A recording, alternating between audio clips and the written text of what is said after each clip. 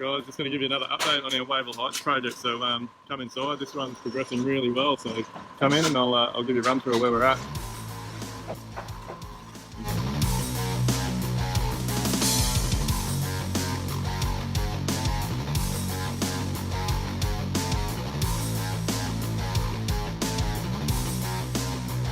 We've basically finished the frame, roof's going on and all the rough-ins are getting started. You can see inside we've completely finished the frame, all our ceiling battens are done, so we're ready for plasterboard. We've done all our drop ceilings, we've done all of our noggings for our garage door, tidied up the frame, done all our tie down, and we've passed frame inspection. So when I say tie down, when a frame's completed, before it gets gyprocked and things get covered up, it'll have to be tied down to a big squares or frames, and the roof doesn't tear off, so that's what these are. Generally within 150mm of all the external corners and window openings. And then you'll see here they've all got to be fixed, so anywhere you've got sheets of bracing ply, so the bracing ply stops the house from being able to move side to side, and then all the bottom of those needs to be bolted and tied down to the slab or the floor system.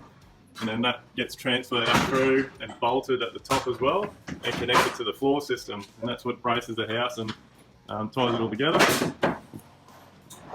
You'll also see a lot of strapping, so you can see here that the top of the door frame has been strapped up and over the beam above, so that's for wind bracing, and obviously it stops any sagging of the large door opening. So we've completed our frame, we've done our tie down. You can see all the deck structures are tied down, it's all triple gripped. All the trusses, you can see those straps there. Everything's tied down and finished. Got all the speed braces up on the roof.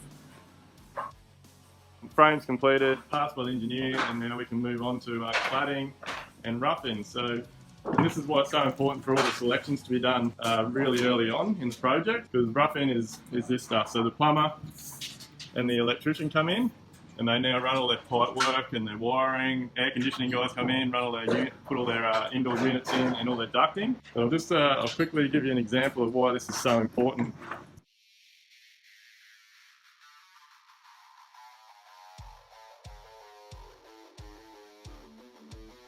So again, up here you can see all of our ceiling frames completed. So the plumbers are on site doing their rough-in. And this is why it's so important to pick all your fixtures and fittings and confirm all your joinery. So this pipework here, for example, it's been done and set up for a dual vanity with dual basins. You've got your bath mixer, you've got your pipework for your mixer to turn your water on and off. And then over here you're going to have all the pipework getting set up for your shower rails and your rain head up in the ceiling. So when you do your selections, whatever you choose affects the way that it gets set up now. If it doesn't get done correctly now at frame stage, then as the job progresses, the plasterers come in, the job gets sheeted, the cabinet makers will come in and they'll start to fit their joinery. These pipes, so these come through underneath the drawers. Because we know all that, they're all sweet, but if we don't know that and they get put in the wrong position, once the wall's sheeted, it's a lot of work to rectify it. As you can see here, it's really important that it gets right at this stage. Ultimately, you don't have any issues down the track.